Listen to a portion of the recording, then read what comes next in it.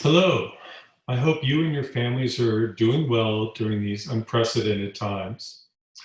I wanted to take this moment to talk to our faculty and try to provide you an update as to our institution now and where we're moving forward. I think during these periods of time, it's really important to be able to provide and be as transparent as possible where we're at, what we're all going to have to do moving forward, and to kind of give you a view of some of the things that we're facing.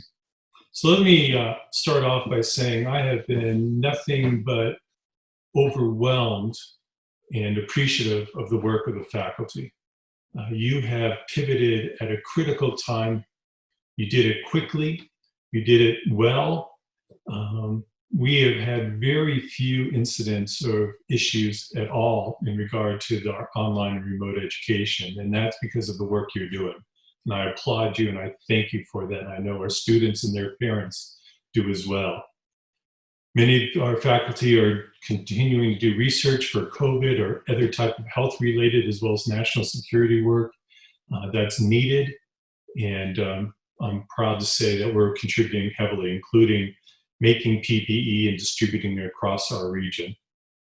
And finally, some of the faculty are actually finding novel ways to support students through Facebook chats and other ways to ensure that their mental health and their academic support is being needed. And again, I applaud you as our faculty. Having said all that, we are facing some significant challenges moving forward, and I wanted to take a moment to talk through some of those items with you. My long view is still very optimistic. I truly believe that there are really intelligent, smart people out there that are going to come up with the therapeutics we need to both address the immediate needs as well as provide some type of vaccine for us moving forward. But as we all know, that could be quite a while. So we're going to have some near-term challenges. We have some immediate challenges that have already presented themselves. Summer school, because of uncertainty, is going to be, as you know, online.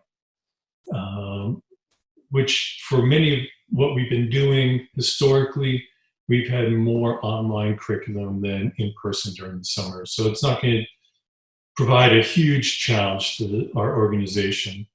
Fall, however, does provide some interesting challenges for us. First of all, none of us know whether or not we will actually be able to hold face-to-face classes in fall. We certainly hope so. I'm optimistic that we can. But even if we do, we have to start thinking collectively as a group as to how we would do that. What does that look like? I'll give you an example. If we have still a need for social distancing, what does that mean for a class? Let's say 20 people. Are we going to have to do that in a lecture hall, let's say for 100 people, and still do social distancing? Would we in fact provide some type of other structure where one day a week it's one half of the class that's doing face-to-face, the other half online, and vice versa? I'm not going to make those decisions. I'm asking the provost to work with you, our faculty, to really think through different scenarios and how we face those challenges moving forward. And I know we will come up with those. Financially, there's still a lot of unknowns as well. Enrollment. Many of us are parents of students that are in college right now. Are we going to ask our children to stay closer to home? That might be a benefit to a place like Wichita State University in the metropolitan area. We know that our international student body is going to be impacted.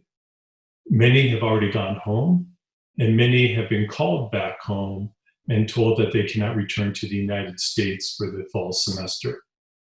So we're going to have to also think how we can maybe continue online instruction for those that are going to be staying in country over the fall. I would say this, for those who read the Chronicle or just the general publications, you see some types of moves by some organizations to less shared governance, more top-down. In my mind, and the leadership's mind at the university, now is not the time to reduce shared governance. In fact, now is a critical time to increase and further embrace shared governance. We have so many issues facing us that I am personally dependent upon you as the faculty, as well as our staff and students, to really help provide some of the insights and pathways for us not only navigate during this crisis, but to come out of it even stronger. My role in the administration is to provide you with the consistent information you need to help us and all of us make these better informed decisions. And it's this type of video as well as other type of communications that I'll be trying to do through town halls and that asking the provost and others to do the same, that we can have ongoing dialogue where you can ask these questions and we can work together on some of these problems. My main focus right now is to soften the blow to the campus community moving forward as much as possible. This includes a hiring freeze or a hiring frost, whatever terminology you want to use on it. There will be some exceptions. Certainly in the realm of health and safety and compliance, we have to ensure that we have the people in place that don't risk any of those important things to us. We're also asking to halt all discretionary spending for the rest of this fiscal year. Travel is not really a big issue right now, but other discretionary spending is going to be very important. We will move forward with our financials with a singular purpose, and that purpose is to get through the crisis and to come out of this as a stronger institution. And I am going to be relying on the work of our pan-university budget advisory committee comprised of your peer faculty as well as staff and students to help think through the different scenarios. And with that, I have a critical ask. While I want and our administration to be transparent and start working across the campus, I'm asking our deans as well as our divisional vice presidents to start engaging your faculty and staff and students now.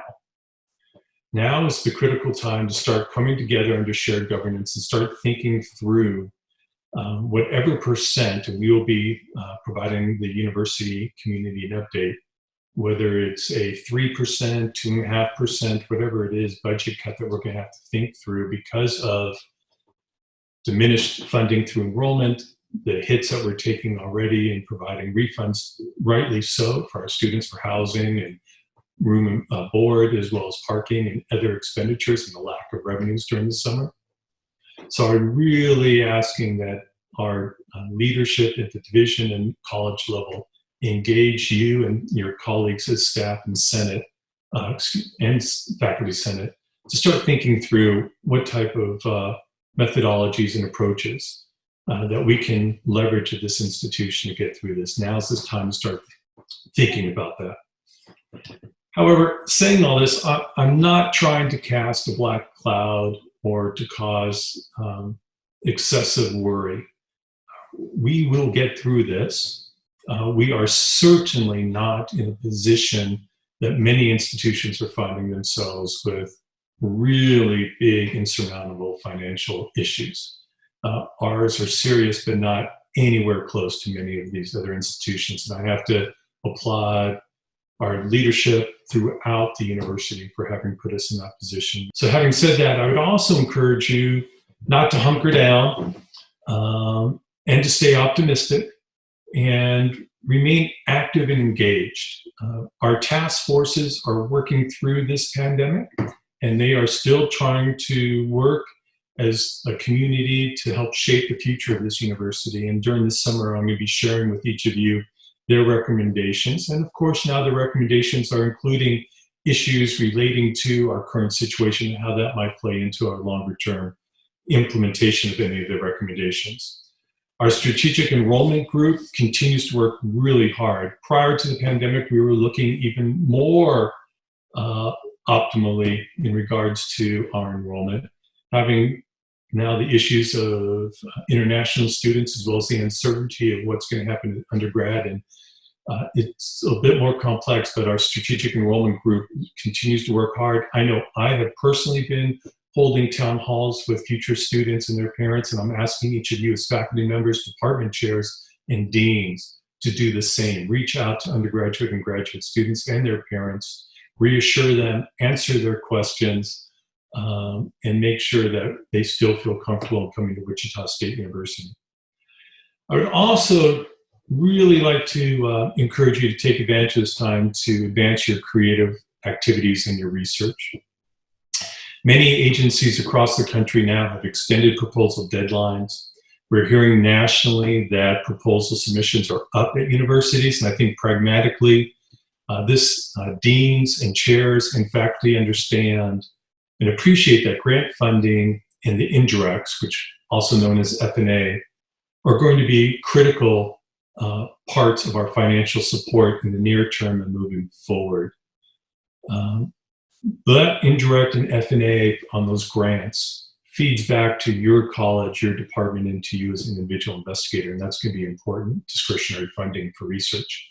It also is very, very important for our students. Remember that these grants with students on them, whether full or partial subsidy, really can help make a difference, especially at these difficult times for them and their families. So I am going to be putting in proposals, and I ask that you think about any type of grants that you can do that will help support your students as well as your college and your department. I've asked Dr. Colleen Pugh, our AVP for Research and Dean of the Graduate College, to find additional ways to support you, the faculty, during these times and to help locate funding opportunities, and also from her office in submitting the proposals as quickly as possible. So, try to stay positive. I'm positive. We are going to get through this. I'm trying not to, and I ask you to, let's not transfer any of our uncertainty or angst to our students. They're under enough pressure as it is right now. Let's be strong and supportive to them and to their parents. And finally, stay healthy. Stay in contact with your friends and your family, and stay positive. Again, together we're going to get through this. We're going to get through it stronger. It will be some hurdles along the way. I want to be there to be able to work with you, to hear your ideas, and importantly, to be able to answer your questions. So until the next time, I know the Provost has some information he wants to provide. So stay strong. Thank you. Hello, Rick Muma here, Provost at Wichita State University. I hope you're doing well. I wish I was coming to you live, as I miss seeing all of you in person. If you're like me, I hope you're spending some time outside. Even though we're under a stay-at-home order, that doesn't mean you have to stay inside. To break up my day of endless Zoom meetings, I walk every morning and evening in the neighborhood, and most times over lunch. I find this is a way to collect my thoughts, work on my own wellness, and to be more productive. I hope you're doing something similar. We've been sending a lot of information out to you over the last month, and I know that's probably been overwhelming. The Provost Office staff is cognizant of that too and have been busy making sure that there's a centralized location for this information. If you go to wichita.edu/AA, which is our academic affairs website, you'll find a host of information that's important to you as a faculty member. Not only has information that you need to know, it also links to the Faculty Senate website and the university's COVID-19 site. The information you'll find is geared towards faculty members, such as proposed changes to tenure, sabbaticals, and so forth. I wanted to point out 3 items that I think you need to know more about. The first one is tenure.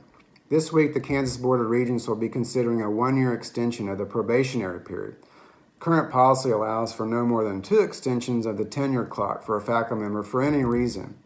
This new change in practice would exclude COVID-19 related tenure clock extensions from counting toward the 2-year extension that is prescribed in policy. I support this change, and the Faculty Senate will be reviewing it this week as well. The second item is credit and no credit. As you probably are aware, there's been a lot of discussions about implementing a process whereby students would be able to opt into having their grades changed to credit and no credit if they choose to do so. Academic Affairs has been working with the Faculty Senate to develop a process to allow this, and the Senate will be considering it soon, and we will work together to implement the best solution for students. And finally, online and remote teaching.